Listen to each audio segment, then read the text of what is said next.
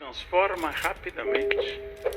Meu pai comprou um toca-discos na década de 60 e até os anos 90 aquele móvel estava na sala. O seu celular do ano passado, quando você trocá-lo o ano que vem, eles olham para o aparelho como se fosse pré-histórico. Nossa, esse aqui já é do ano passado, como se isso fosse difícil. Tudo isso, gente, é porque este mundo é de transformação, mas não se enganem. Quem roubava em Nova Lima em 1950, adulterava o livro caixa, rasurava a bico de pena. Não percam de vista que o valor ético continua existindo e ele é muito importante. Muda a técnica, não muda propriamente a ética. Esse mundo líquido tem que ser acompanhado de valores, eu tenho que enfatizar valores. O valor do serviço público, o valor da família, o valor da honestidade, o valor de transmitir ao filho, se não puder dar um apartamento e um carro, transmita um bom nome, transmita o caráter. A pior coisa do mundo é ter um pai ladrão. E o valor de que ser honesto é mais sustentável. Vocês já viram que não há ladrões com esclerose ou Alzheimer? Nenhum ladrão envelhece tanto que ele possa ter essas doenças que são típicas de pessoas honestas.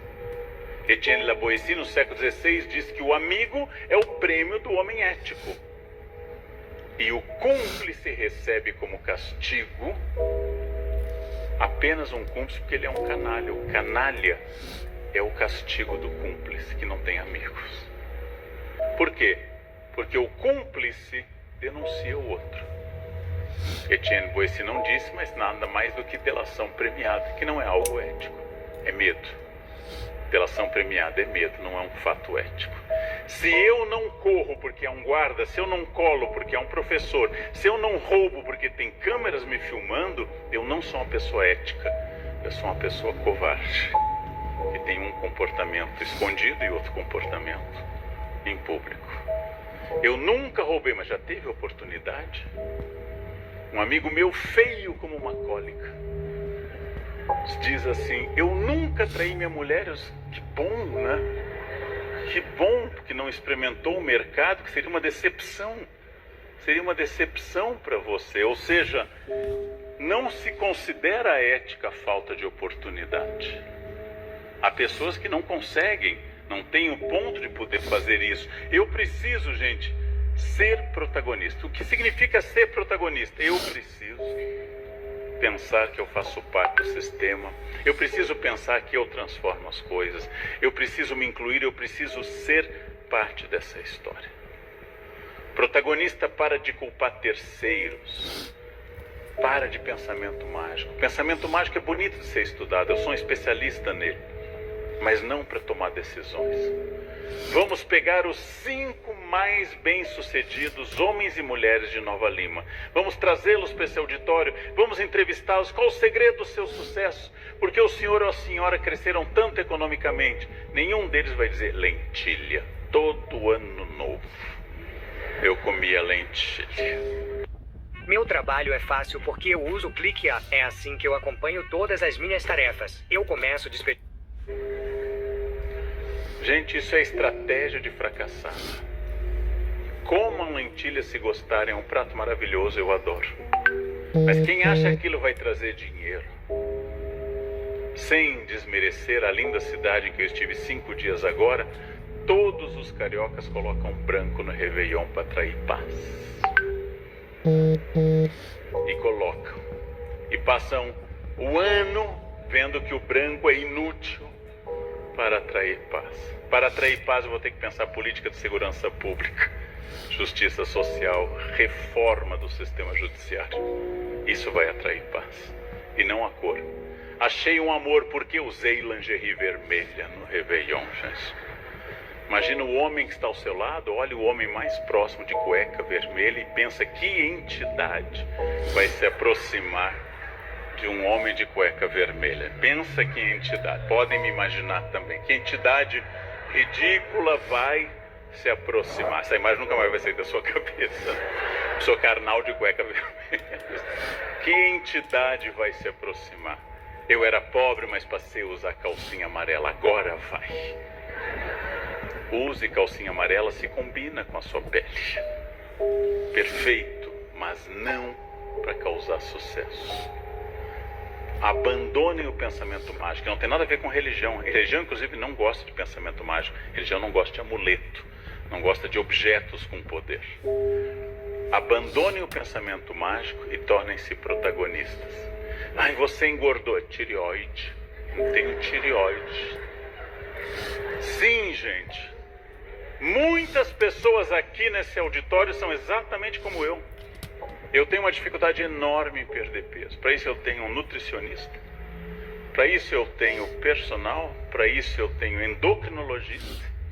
Para isso eu faço atividade física todos os dias. E cada 100 gramas que eu perco, voltam vingativos. Na semana seguinte, como 250 a mais. Algumas pessoas aqui, como eu, têm que lutar muito para perderem 1 quilo. E outros, eu sei, sempre há na plateia. São os famosos magros de ruim. Apontem quem você conhece, que é o magro de ruim. O terror do quilo de Nova Lima. Apontem a pessoa. Entra no quilo, o dono se apavora. Vai devastar a comida.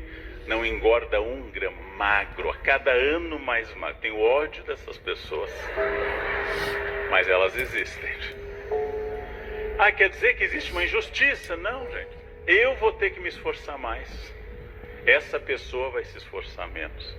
Mas eu tenho outras virtudes. Eu acordo às 4 horas sem sono todos os dias há mais de 40 anos, inclusive sábado e domingo. Característica minha.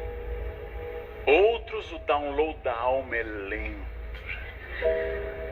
Mas só após o 2º cafezinho na repartição é que lentamente começam a refletir. Precisa 2 pães de queijo, 3 expressos para poder articular um sim ou não. Essa pessoa tem um outro biorritmo. Essas pessoas têm dificuldade para acordar. Eu não tenho. Cada um tem características. Vou ensinar esse grupo uma língua que vocês nunca estudaram, nem eu. Sei eu, etrusco. Uns aprenderão em 2 anos, outros em 5, outros levarão 10. Todos podem. Cada um tem um ritmo. Todos podem. Todos podem guardar dinheiro. Eu ganho pouco, vai guardar pouco. Meu Deus, eu ganho um salário mínimo, guarde R$10 por mês. Todos podem guardar dinheiro. Eu sempre posso fazer dentro do meu limite, da minha característica. Então isto é fazer parte do protagonismo. Ah, eu não estudei inglês porque meu pai não apoiava. Bom, seu pai está morto. Você não está incorporando seu pai. Então vai, estude agora. Leia. A minha escola não incentivava a leitura. Você já saiu dela, não? Você já saiu dela. Você foi aprovado, não estaria aqui. Que tal começar agora? Minha família nunca foi de guardar dinheiro. Então comece uma tradição nova. Comece uma tradição nova. Pare de usar genética, tradição. Pare de usar isso e comece a pensar estrategicamente quais são meus objetivos como servidor público em Nova Lima.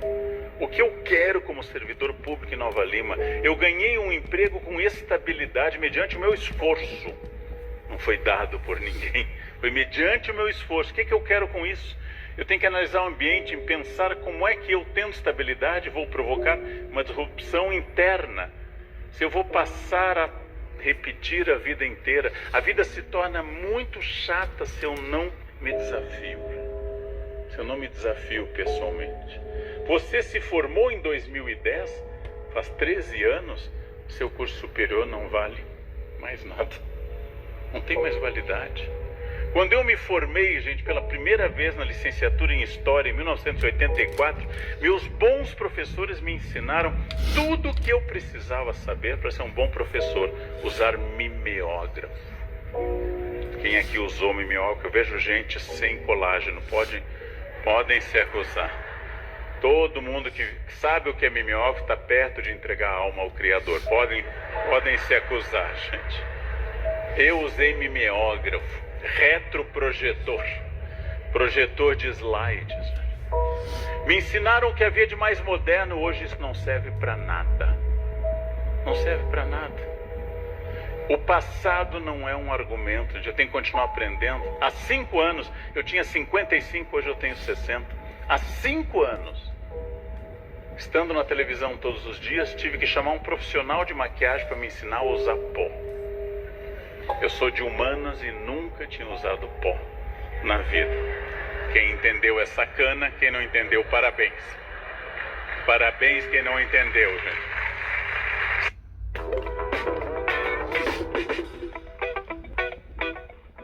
Os dados são muito importantes para a tomada de decisão e principalmente para o segmento da saúde, onde a gente pode salvar vidas. Nós enxergamos muito dado como sair do achismo para tomar decisões que de fato façam sentido para o nosso negócio, mas não só isso, para os negócios dos nossos clientes. A Twilio provê para a gente essa capacidade de multicanalidade. E não só o canal pelo canal, mas junto com isso trazer dados, ferramentas que a gente possa entender aquilo que está acontecendo, conectar com o nosso negócio e com isso prover melhores resultados para os nossos clientes. Desde sempre, o nosso negócio é comunicação. Então, a gente buscou vários parceiros no mercado que pudessem entender o que a gente precisava. Garantia, segurança, confiabilidade e tempestividade. A Twilio nos trouxe isso. Para a gente é super valioso eu conseguir ter todas as informações em real time para que a minha análise fique mais eficiente. Quanto antes eu entender, vai ser mais fácil para mim. Então, a Twilio hoje está fazendo praticamente todo o outbound e a negociação, a comunicação dos canais para a gente. A Twilio tem todo o ferramental e a conectividade que a gente precisa para acessar o nosso cliente. A gente, na empresa de telemedicina, se usava muito vídeo e hoje a gente está usando muito mais voz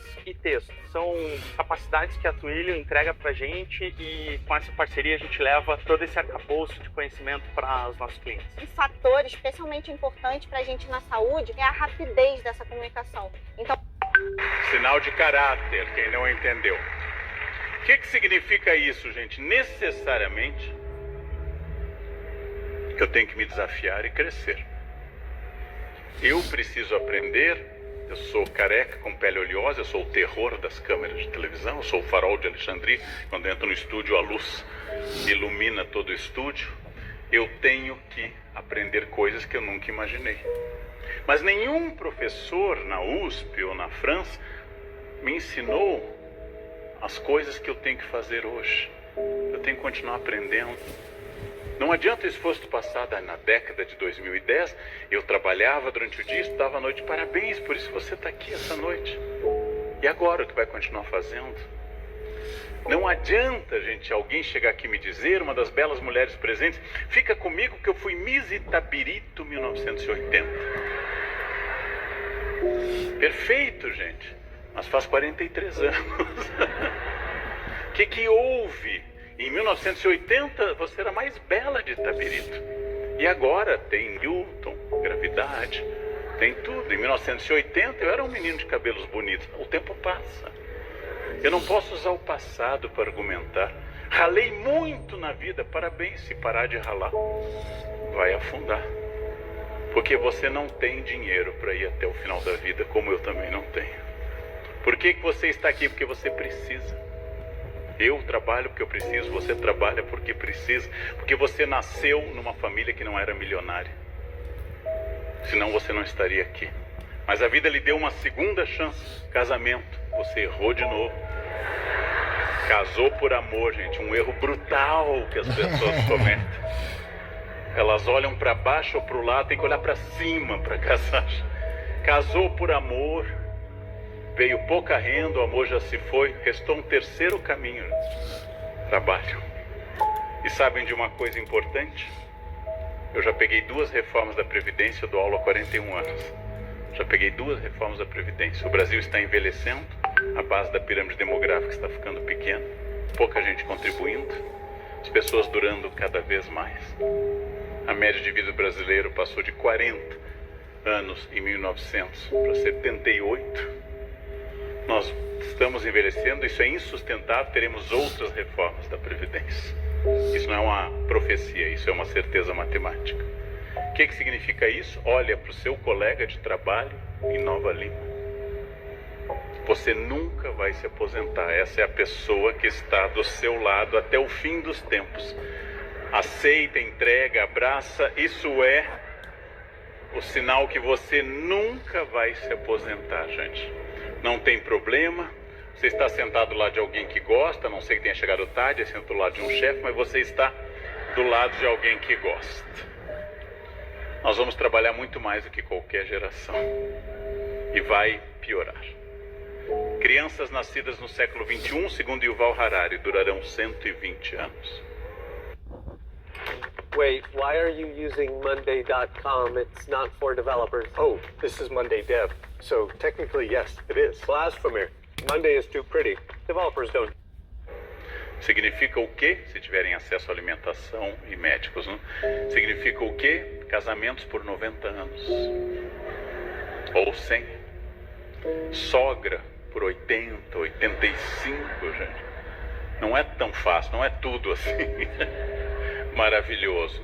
O que significa isso, gente? Eu tenho que pensar estrategicamente, porque eu tenho que aprender com os erros. Se eu não aprender com os erros, gente, é um terror. Os árabes dizem, eu gosto muito, me engane uma vez, demérito seu, erro seu. Me engane pela segunda vez, erro meu, demérito meu.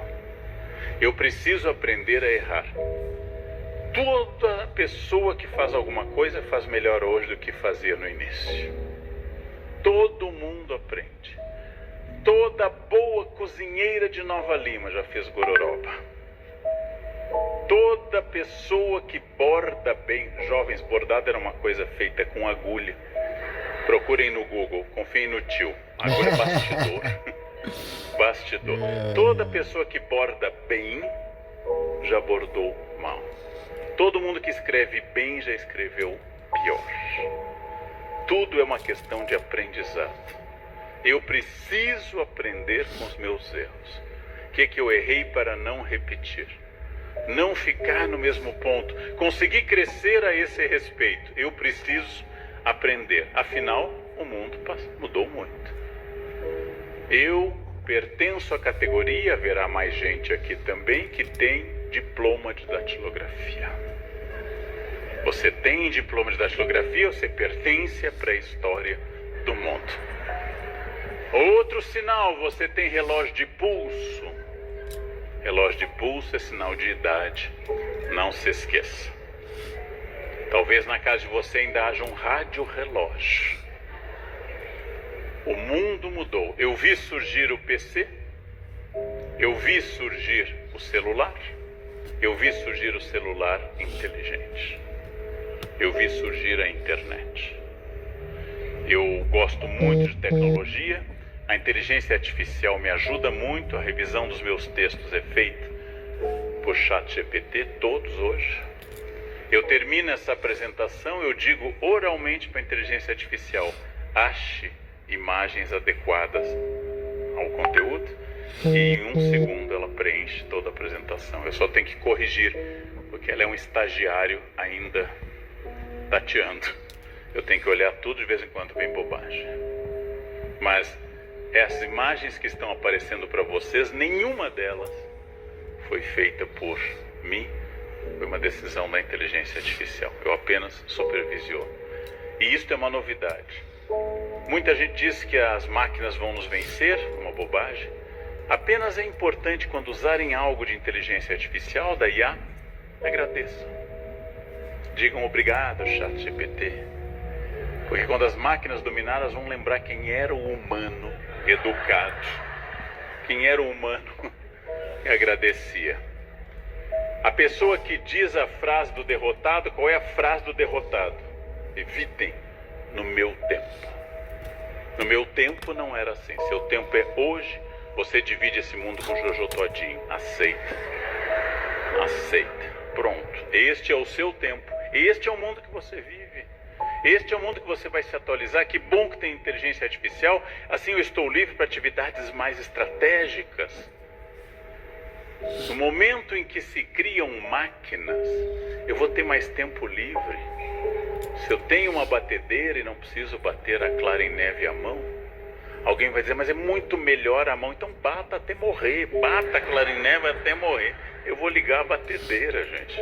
Isso dá tendinite ficar fazendo. Ah, vovó fazia assim, sim. O mundo mudou, gente. O mundo mudou completamente.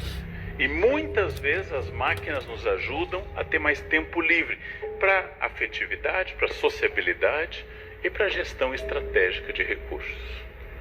Então aproveitem a tecnologia. Não é verdade, gente, que a inteligência artificial vai substituir os humanos. Mas é verdade que os humanos que dominam a inteligência artificial vão dominar os que não dominam. Verdade. É o homem com máquina que se torna poderoso, não é a máquina. Não é a batedeira que vai dominar o mundo. Não é o liquidificador. Vi um refrigerador à venda, gente, que ele tem os códigos de barras dos alimentos. Antes de você abrir, ele informa quais alimentos estão prestes a vencer. E o que eu tenho que comprar mais de manteiga ou de leite para minha casa. Isto é uma maravilha. Isso é um crescimento maravilhoso da tecnologia e eu tenho que me reinventar constantemente. Eu preciso me reinventar constantemente ou eu não terei condições de acompanhar esse mundo, eu vou ficar obsoleto. Aquilo que o Yuval Harari falou, o pior tipo de desemprego no futuro não é você não ter emprego, é você ser alguém inempregável, que não pode ser absorvido pelo sistema porque não domina tecnologia, porque não domina inglês. O inglês é a língua do futuro. Eu preciso saber. Há 50 anos, alguém que vendesse balas em Nova Lima teria que ser simpático, ter estoque, algum capital de giro. Hoje precisa saber um pouco sobre política chinesa, que provavelmente o papel da bala, pelo menos, é feito na China. O mundo mudou completamente. É muito difícil isso. É difícil para a geração mais velha aceitar que a tecnologia se tornou a base, que as pessoas se comunicam. Tem gente tão antiga, gente, que usa o celular para falar. Você sabe que tem gente que pega o celular e liga. E liga sem avisar, inclusive. Não sabe a etiqueta de mandar uma mensagem no Zap? Posso ligar? A tecnologia pode nos salvar e pode nos infernizar. Por que essa grande quantidade de pessoas que quer me informar o calendário, dizendo, hoje é sexta-feira, eu tenho o calendário? Por que essas imagens de flores, de gente com pouca vida sexual, fica mandando flores e flores, sextei, né? Que o seu dia seja maravilhoso. Morra, pare de mandar isso, parem de mandar essas imagens. E acima de tudo, gente, existe um lugar especial no inferno para quem envia áudio. É um lugar onde tem áudio o dia todo no seu ouvido. Quem envia áudio, sem ser um deficiente visual, quem envia áudio vai para um lugar muito especial no inferno. É muito importante, gente, que eu use a tecnologia, que eu me reinvente constantemente. Lembrem-se, as crises são constantes. Mas a crise é tempestade. Ela faz com que eu possa ser avaliado. Qualquer pessoa dirige com o mínimo de competência numa estrada boa durante o dia. É preciso ser um bom motorista para dirigir à noite numa estrada de terra com chuva. Qualquer piloto leva o navio por um laguinho. É preciso ser um grande piloto para levá-lo no mar agitado. Qualquer pessoa atende pessoa simpática e sorridente. É preciso ser um funcionário público profissional para atender alguém chato com competência.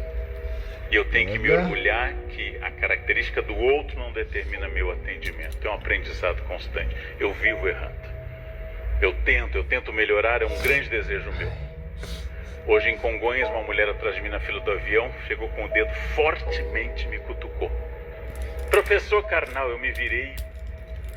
Só hoje, como dizem os alcoólicos anônimos, só hoje eu não vou bater em ninguém. Ao me virar, eu a cutuquei também.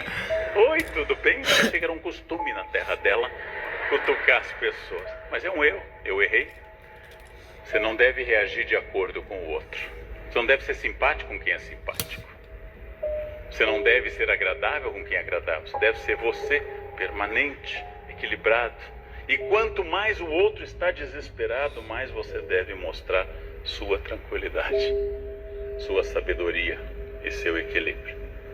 Já imaginaram um psiquiatra que, atendendo um paciente que sofre de uma coisa tão terrível quanto esquizofrenia, E o paciente sofrendo com essa doença medonha diz para ele: eu estou vendo um monstro lilás. E o psiquiatra: onde? Onde?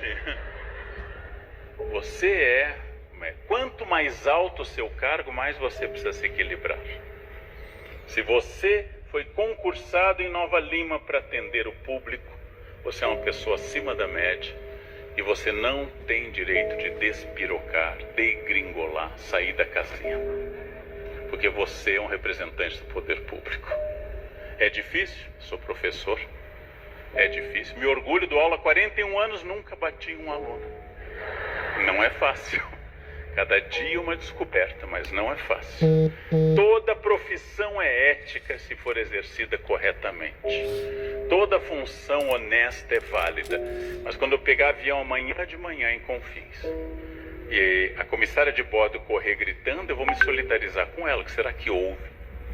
Se for o piloto gritando, se ele sair da cabine gritando: pelo amor de Deus, socorro, eu vou entrar em pânico.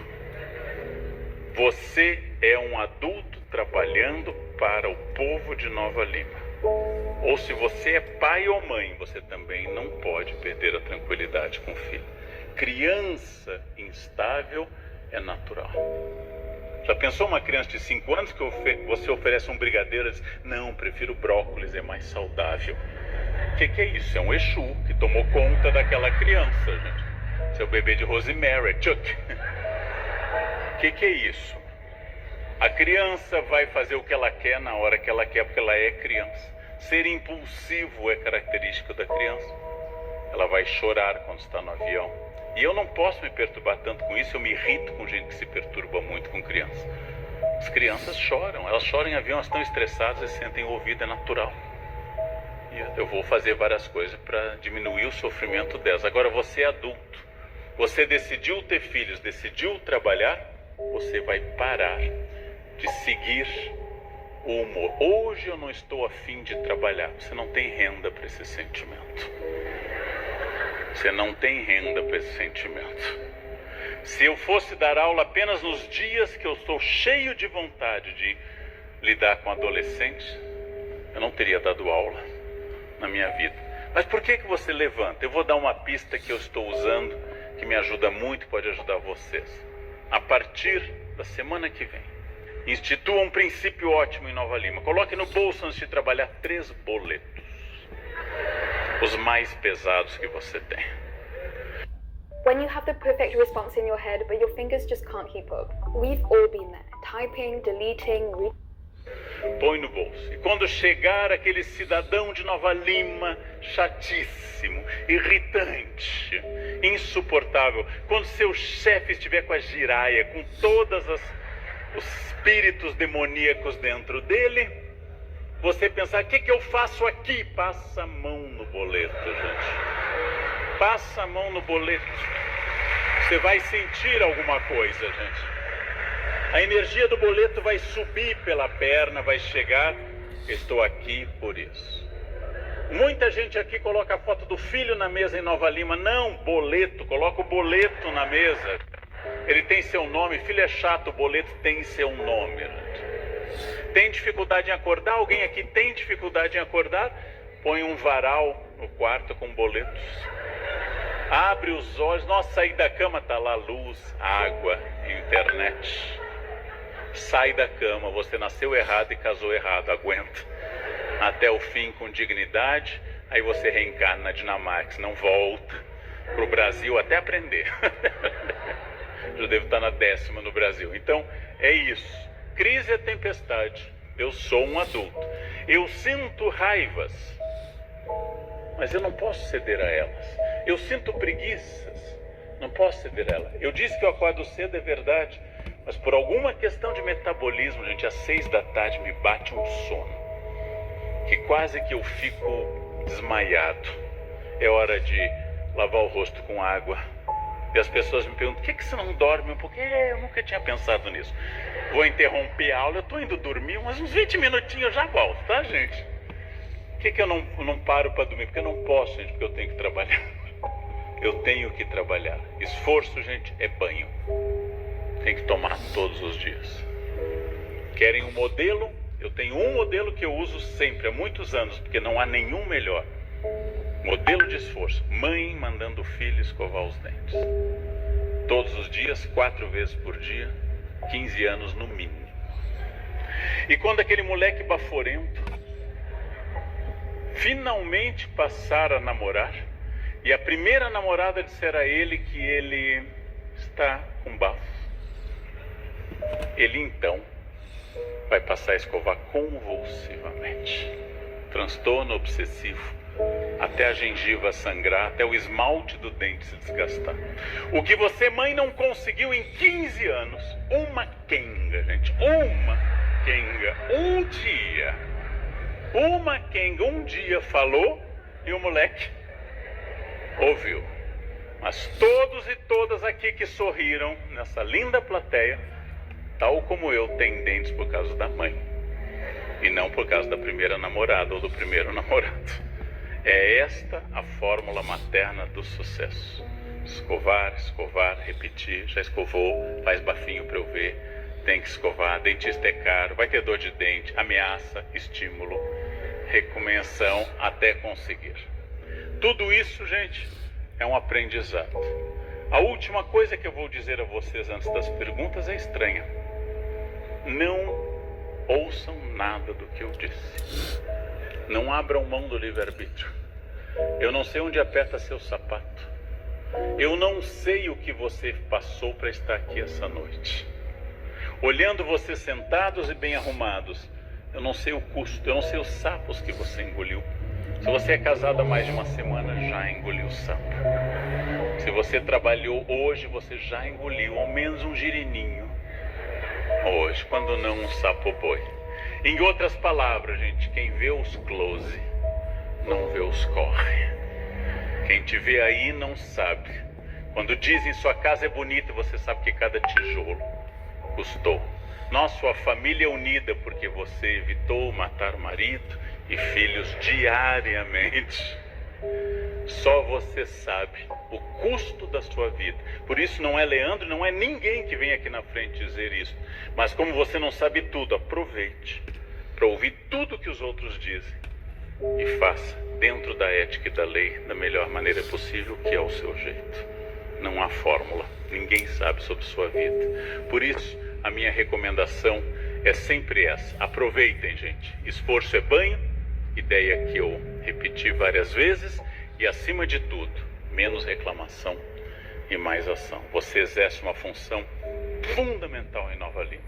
Você é essencial na cidadania de Nova Lima. Não haveria possibilidade para muita gente sem o serviço público. Aceita, trabalha e faça disso uma tarefa. A vida é insuportável se eu a levo meia boca, de qualquer jeito, absolutamente sem ênfase. Tudo que merece ser feito, ditado alemão, merece ser bem feito. Tudo que merece ser feito, merece ser bem feito. E sabe qual é a parte legal do Concar RH 2025? Qual a parte é que os nossos legal? clientes estão aqui nos prestigiando.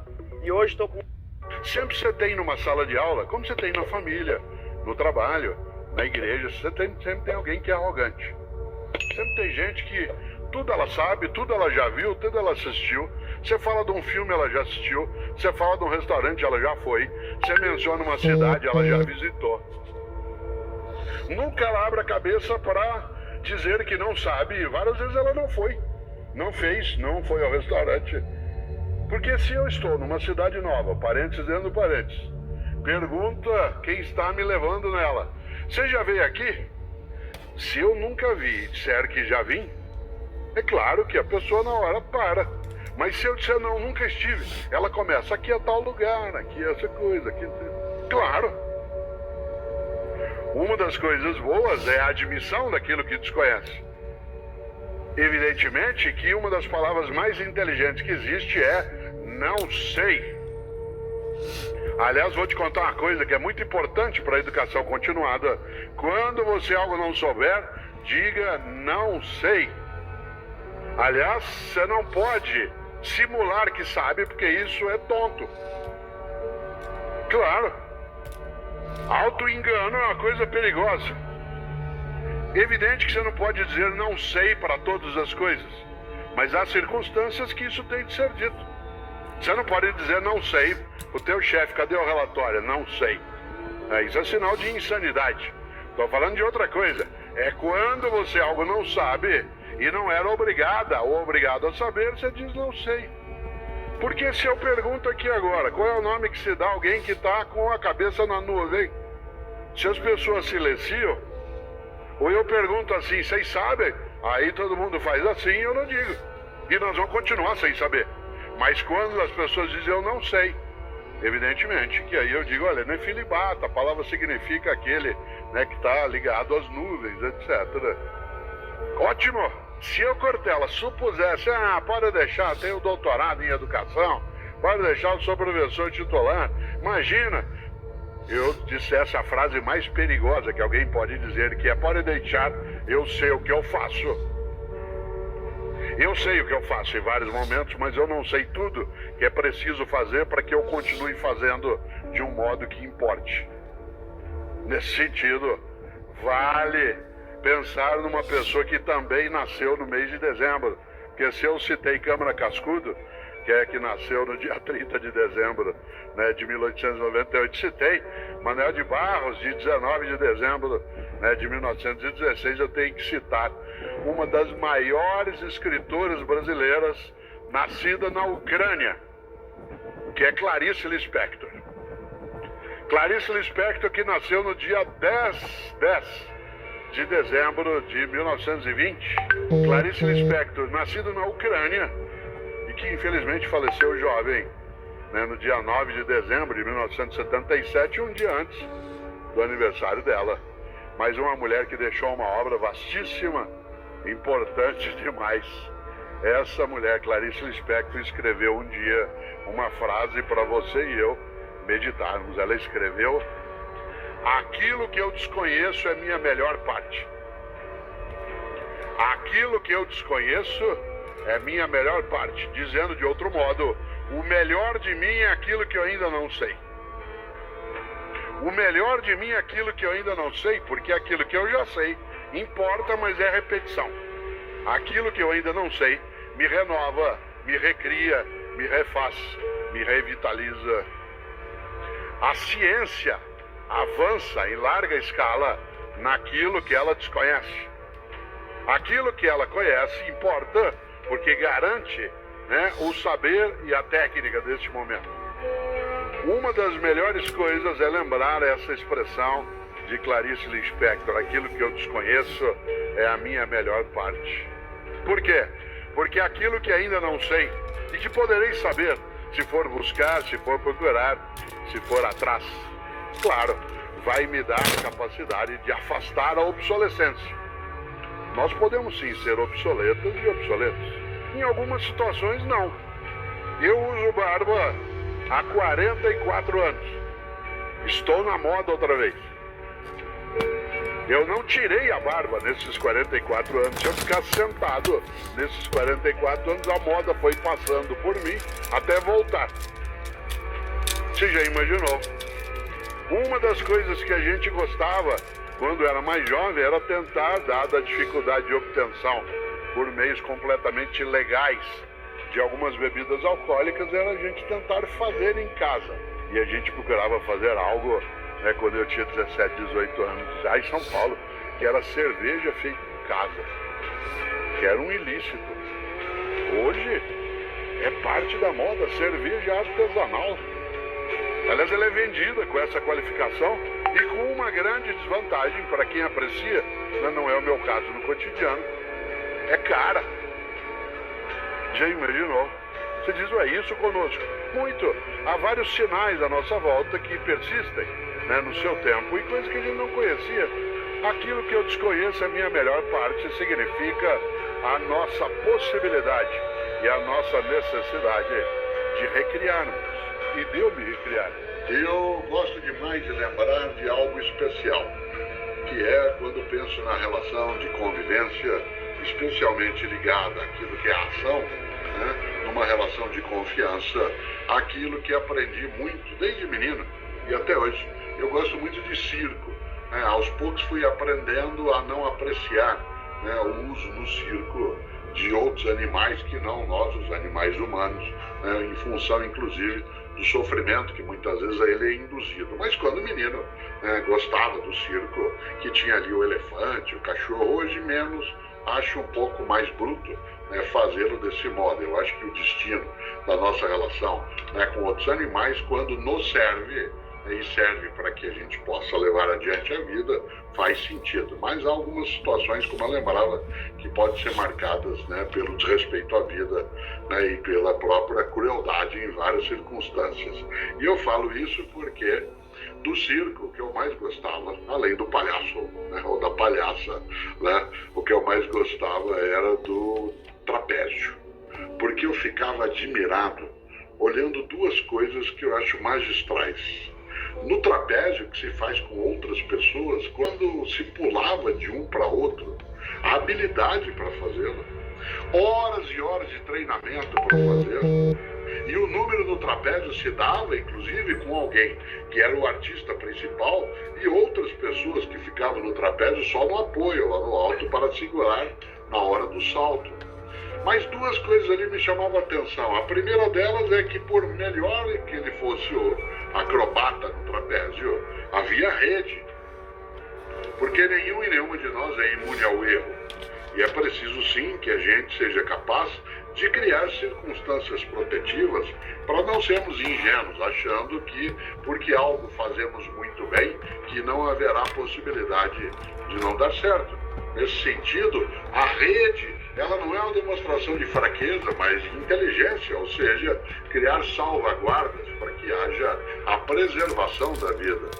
Um grupo que se reúne, que debate, que se comunica, está criando suas redes, no duplo sentido. A rede como conexão, aquilo que é net, né? E por outro lado, a capacidade de fazer a rede como proteção, com todos os seus elos, seus movimentos. Mas o que mais me chamava a atenção era a confiança em que o protagonista, o acrobata principal, o trapezista que fazia o espetáculo mais elaborado, quando ele saltava de um trapézio para outro, onde estava outra pessoa para pegá-lo, ele tinha que ter confiança de que o outro ia fazê-lo. Isto é, ia segurá-lo de fato. E mais ainda, que o outro não ia, entre aspas, despreparar-se para fazer aquilo. A relação de confiança, obviamente, ela não foi automática. A pessoa que entrou no circo para ser aquele protagonista, não é porque ele viu o parceiro ou a parceira no trapézio que ele diz, bom, se é trapezista, né, posso confiar cegamente. Se dá uma coisa perigosa, né? É a confiança cega. Quem, né, já tomou um coice alguma vez e quem não tomou, né, talvez, às vezes, o coice veio porque a gente confiou demais, seja na capacidade, né, de mansidão de algum animal que a gente estava passando, seja porque a gente se descuidou, né, em relação a isso, até aqueles com quem a gente manteve no convívio, humanos ou não, uma relação forte de conhecimento, são sim capazes, vez ou outra, né, de nos surpreender. E por isso, insisto, quando o trapezista, ele indo fazer a sua apresentação, ele tinha que ter confiança ao saltar no ar, que quem estava no outro ia pegá-lo, que não tinha bebido na noite anterior, que não estava em negociação com outro circo e, portanto, falou, eu vou deixar ele cair, né, porque aí eu consigo que se interrompa mais facilmente o contrato. É claro que a confiança cega, ela é perigosa, mas a confiança que não se coloca, isto é, quando ela não abre a perspectiva, quando a pessoa não é permeável a esse tipo de receptividade, tudo fica mais complicado. A confiança cega como a desconfiança cega, elas são altamente prejudiciais. Meu primeiro livro foi sobre o filósofo Descartes, que também é matemático. Muita gente que está conosco agora estudou ou vai estudar, né, produto cartesiano um dia. Aliás, foi Descartes que sugeriu o uso de letras como X ou Y, né, como incógnitas dentro de algumas sentenças. Portanto, um pensador, né, que, embora nascido no final, né, do século XVI, viveu a sua vida no século XVII. Descartes, ele é o grande pensador que propõe, dentro do pensamento filosófico e científico, a presença da dúvida metódica. que é a dúvida metódica? Para você chegar a alguma certeza, é preciso que você submeta aquilo que você está vendo, pensando, entendendo, a capacidade de dizer talvez não seja verdadeiro, talvez não seja desse modo. Não é a dúvida pela dúvida, eu duvido de tudo, não. É a dúvida metódica, organizada, estruturada. Quem acompanha algumas redes sociais, numa das minhas redes sociais, eu a cada 2, 3 dias coloco um cartazinho eventual com um pensamentão para a vida e uma dúvida metódica. E nesse momento eu pego um cartazinho, faço uma selfie, né, e aí eu escrevo a mão no cartaz. Normalmente o cartaz tem a ver com a frase ou o pensamento de alguém que nasceu ou morreu, né, naquele dia. Hoje, por exemplo, é aniversário do grande, né, do estupendo escritor brasileiro Oswald de Andrade. E aí eu publiquei numa das redes exatamente o pensamento dele. Mas todas as frases que eu publico, eu escrevo à mão em vermelho. Será? Será? Tem gente que me diz assim, Cortella, eu detesto ele, será? Por que você não coloca de uma vez o que você acha? Porque naquele cartaz, a intenção é fazer pensar. Eu digo o que eu acho, como eu estou dizendo agora. Eu digo o que eu acho nos livros que eu escrevo, nas palestras que faço, nas aulas que dou, nos comentários de rádio e TV. Mas ali, naquele cartazinho específico, a intenção é a atitude científica da dúvida metódica.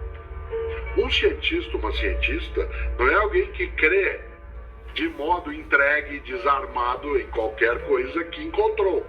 Aliás, porque faz parte da ciência, para que não se iluda, né, a oportunidade de algo inventar, construir, encontrar, faz parte a ideia de suspeita.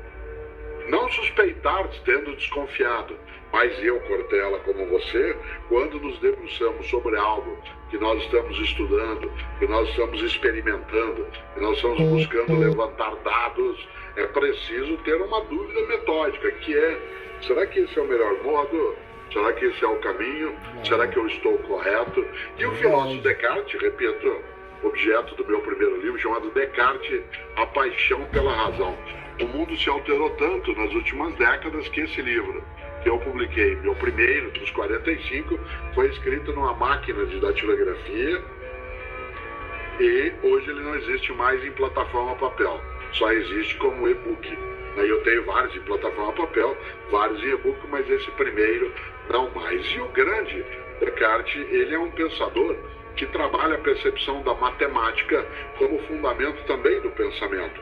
Ele é um filósofo que, ao propor a dúvida metódica, ele indicará que nós, para podermos chegar a uma certeza, temos de atravessar antes o caminho das dúvidas. Exemplo pessoal da ciência transformando a minha vida de um outro lado aí como paciente, literalmente. Em 2017, eu ao terminar uma palestra na Bahia, né, ao terminá-la, eu saí com Cláudia, porque eu sou casado, para correr um pouco, né, e eu não vi um banco de areia, né, na beira da praia, tropecei e bati, e quebrei, entre aspas, o joelho direito. Passei um tempo fazendo exercícios, fisioterapia, usando cadeira de rodas, etc., até me recuperar, mas aquilo não teve alternativa a não ser uma cirurgia que eu fiz, que foi feita em 2018, no qual meu joelho direito recebeu uma prótese. Ele foi trocado por uma prótese de titânio, que permite, ele é algo que permite que eu continue fazendo as coisas que fazia, demora um tempo, mas o cirurgião que fez essa operação em mim, que colocou a prótese, que é um professor da Universidade de São Paulo, que é do Hospital das Clínicas, que é uma pessoa extremamente preparada, ele me chamou quando da decisão em relação à cirurgia e disse, Cortella, eu acho que a conduta mais correta é nós fazermos uma prótese e colocarmos, né, no teu joelho, para ele ganhar toda a capacidade de mobilidade, de funcionalidade, mas eu quero consultar primeiro 2 colegas meus, que também são cirurgiões de joelho, e que não concordam com uma cirurgia como essa. Evidentemente que eu não estava despreparado para ouvir isso, porque conhecendo bem como gosto o trabalho da ciência, sei que um bom cientista é capaz de submeter aquilo que pensa e encontra a outras opiniões para encontrar um caminho mais seguro, uma via mais sólida. E por isso, ele procurou 2 outros cirurgiões e eu estava na consulta, foi quase, entre aspas, uma junta médica ao pé do leito, e os 2 outros disseram por que é que não achavam que deveria ser uma cirurgia. Se conversou durante um tempo, até que depois de pelo menos uma semana e vários estudos, o cirurgião que me operou disse, olha, ouvi, auscultei, refleti, fui buscar os dados e eu acho que a cirurgia é o procedimento mais adequado. Por que eu estou dizendo isso? Porque ele ficou muito mais seguro por ter duvidado de si mesmo e ter ido procurar uma pista que fosse mais sólida. E eu fiquei mais seguro ainda de saber que ele era capaz de colocar sobre aquilo que tinha uma formação, não a dúvida contínua, porque isso levaria a não agir nunca, mas a dúvida metódica. Eu gosto de ler, e é claro que eu sou um grande leitor de escritores não só do Brasil, mas também escritores de outros países. Eu tenho até um gosto de imaginar que eu já li escritores como no México, como na Argentina, como na Colômbia, não só no Brasil. E esses países têm escritores que tiveram o prêmio Nobel, como é o caso no México de Otávio Paz, como é o caso na Colômbia do Garcia Marques, na Argentina, com aquela exuberância também da escrita, ainda mais com alguém como Jorge Luis Borges. E no Brasil nós não tivemos ainda uma premiação desse nível, até poderíamos ter em algum momento, mas a nossa literatura ela é marcante. E eu gosto demais de vários escritores brasileiros, e um deles, no dia 23 de janeiro, vivo estivesse, porque nasceu em 1941, completaria, claro, 80 anos de idade. Um baiano nascido na ilha de Itaparica, para quem conhece a Bahia sabe, um dos lugares mais bonitos que o país Brasil tem, e ali nasceu há 80 anos, no dia 23 de janeiro de 1941, João Ubaldo Ribeiro. João Ubaldo Ribeiro, que tem livros traduzidos em vários idiomas. Uma das coisas que ele fez, como O Sorriso do Lagarto, ele tem um livro antigo e muito forte chamado Vivo o Povo Brasileiro, que é um livro importante.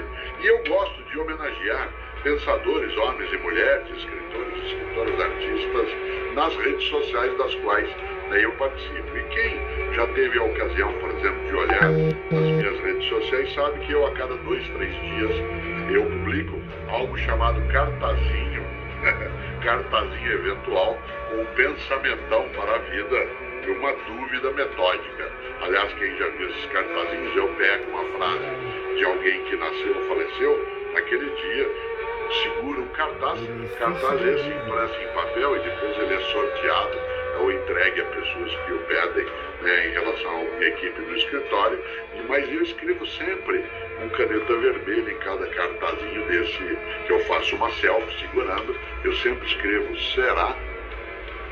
será, para que aquela frase apareça como uma ocasião, uma oportunidade de aprendizado, de reflexão, e não apenas de deglutição, não apenas de assimilação sem pensamento. No dia 23 de janeiro de 2021, eu nas redes sociais coloquei um cartazinho com uma frase do João Baldo. Ele escreveu: a vida devia ser 2, uma para ensaiar, outra para viver a sério. Quando se aprende alguma coisa, está na hora de ir. Olha só, quem diria? É quase que dizendo: a vida não tem rascunho, a vida não tem um ensaio prévio. Nós vamos remando e jogando água, o que nos coloca a obrigação de nos tornarmos mais capazes, mais solidários, mais inteligentes em tudo que fazemos. E é especial entender que, num mundo de diversidade, isso é um favorecimento. Por exemplo, neste momento em que eu estou em home office, minha equipe está distribuída, inclusive em cidades diferentes, pois bem, desde o mês de março de 2020, estando nessa condição, eu tive de parar, e preciso fazê-lo, inclusive sou grupo de risco, tive que parar de fazer o que eu fazia, que eram viagens quase cotidianas. A cada dia eu estava numa cidade, num estado, às vezes em outro país, e eu tive de me recluir nesse tempo.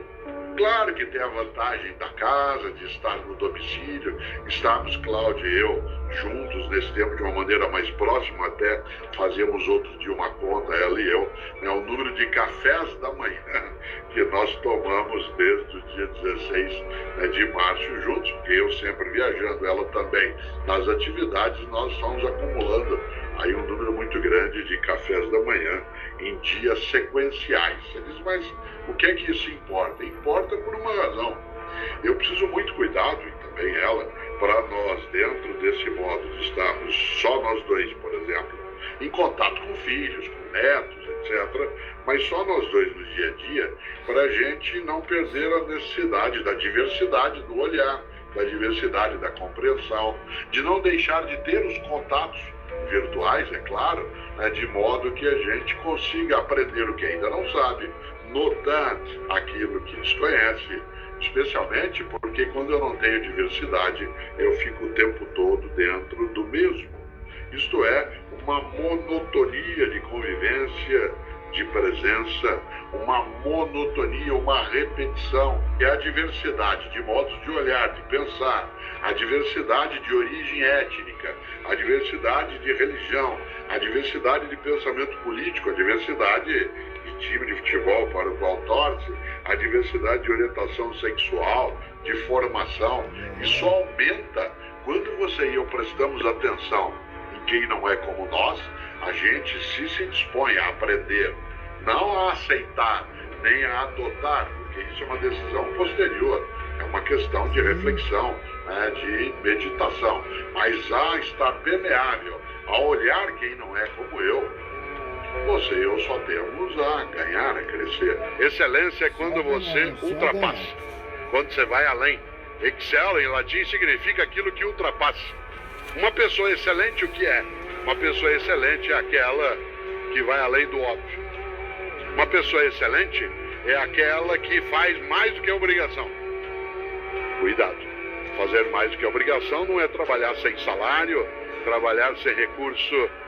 Trabalhar fazendo mais do que a obrigação é ter a obrigação como ponto de partida e não como ponto de chegada. Uma pessoa excelente é aquela que parte da obrigação e não chega na obrigação. A obrigação é da onde você segue no começo e não o local onde alcança ao final.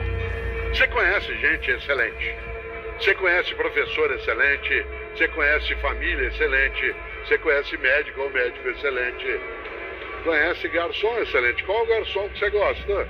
Agora que a gente está podendo voltar aos poucos em alguns lugares, qual garçom? Que aliás, né, Benjamin, é uma palavra francesa, né, para nós, garçom. Olha que coisa boa. Para nós, o que é um garçom que a gente aprecia? É aquele que faz mais do que a obrigação. Qual é a obrigação do garçom? Opa, recentemente você estava olhando os anúncios da DAPA e provavelmente cogitou fazer a nossa assinatura e entrar no maior sistema de inteligência.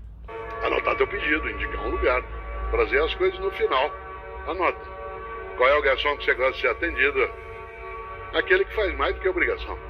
Que sugere coisas para você, que te indica um lugar, que é capaz de ficar próximo, mas não ao lado, ouvindo a conversa, que dá dica para você, que entende um pouco, que você aprecia. Por exemplo, aquele garçom, e você já encontrou, garçom ou garçonete, que você chega num lugar, você está ali num casal, seja qual for, pedem 2 pratos. E aí o garçom diz assim, olha, aqui a comida, o prato é bem servido. Um prato só dá para 2. Você fica olhando, pensando assim, mas o cara tá louco. Por que ele vai dizer uma coisa dessa? Pois eles vão ganhar menos se ele fizer isso. Não. Porque primeiro que a comida será de fato suficiente num único prato. E ao dizer isso, não precisa pedir 2, porque um prato é suficiente para ambos, ele te captura, fideliza. E aí você volta. E em vez de ter uma única refeição naquele lugar, se tem uma coisa que você quer, é voltar lá outras vezes. É interessante. É aquela pessoa que é excelente. Olha que coisa curiosa, uma história que aconteceu um dia comigo e com o Fernando, que está sentado aqui, né? Eu não dirijo, eu não tenho carteira de motorista, não tenho habilitação e não dirijo por uma razão que às vezes parece estranha. Eu não dirijo porque eu não gosto, né? Eu não aprecio fazê-lo. Tem gente que acha, como, você não dirige? Eu digo, eu não dirijo, não boto ovo, não fabrico rádio. Tem uma série de coisas que eu não faço no meu dia a dia.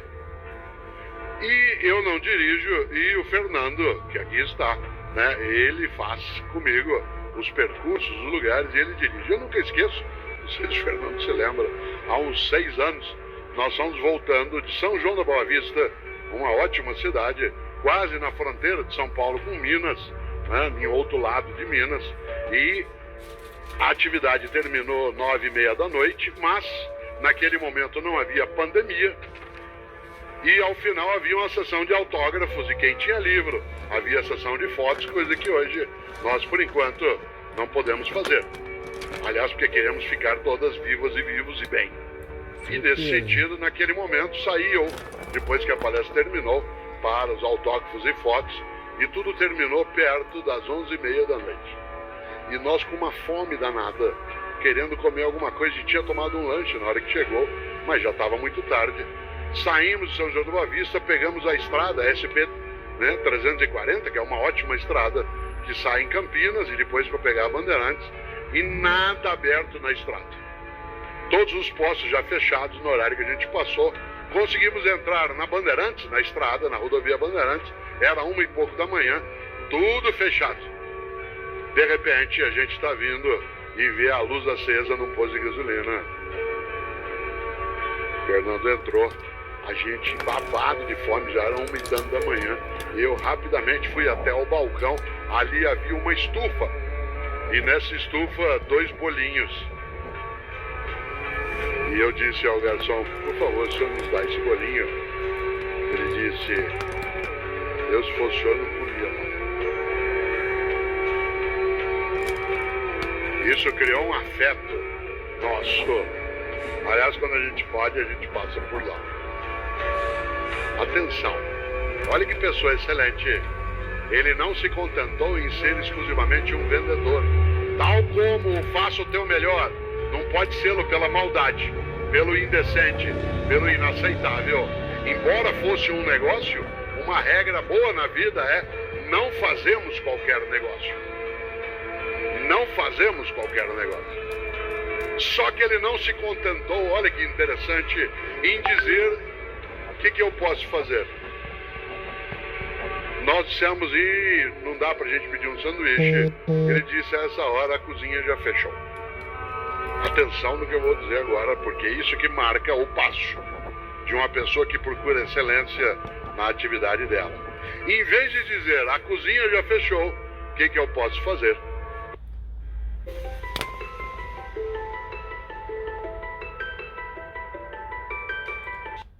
Ele disse, como vocês estão com fome, eu vou preparar um sanduíche frio. Se vocês não se incomodarem, eu pego o pão, coloco um pouco de manteiga, né, de presunto e queijo.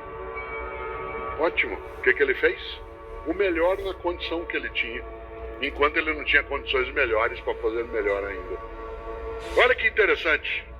Esta frase que eu acabo de dizer é uma frase que é repetida por mim em muitos momentos e ela parece quase como um mantra em alguns lugares. É muito comum que Cláudio e eu entremos, por exemplo, num restaurante agora, né, com um possível retorno, que a gente entre num hotel, que a gente entre num táxi e o garçom ou o taxista ou o recepcionista olha para mim, vê quem sou e diz: faça o teu melhor na condição que você tem, quando você não tem condições melhores para fazer melhor ainda. A gente até fica perplexamente feliz. Gosto de lembrar, eu fui alfabetizado em 1960, eu nasci em 1954 e fui alfabetizado em 1960 por uma curitibana chamada professora Mercedes. Ela que me ensinou a escrever e ler.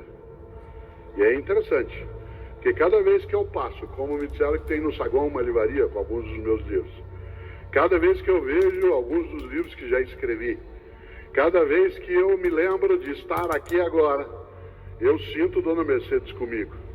Não de forma sobrenatural, não de maneira ectoplástica em que ela está ao meu lado, mas quando, por exemplo, eu estou escrevendo, seja à mão, seja digitando, Ainda assim eu sinto, e eu vou dizer isso não como forma demagógica, que ela é verdadeira, eu sinto a mão da dona Mercedes na minha mão. Aquela mão suave e firme que me ajudava a segurar o lápis, a fazer a caligrafia, a desenhar de modo correto a letra. Eu sinto a mão dela. Ela não me ensinou apenas a escrever, porque eu escritor sou. Ela me ensinou a ler e isso me permitiu que eu possa hoje trazer aqui João Cabral de Melo Neto, Machado de Assis, Chico Buarque e outras, portanto, claro, vida minha vida, olha o que é que eu fiz.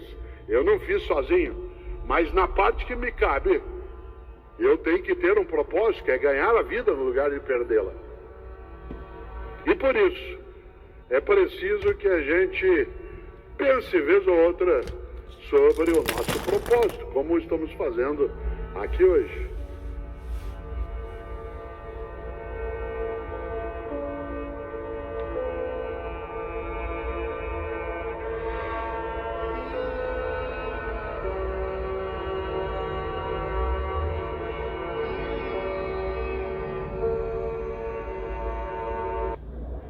Okay, so we know you're gonna watch this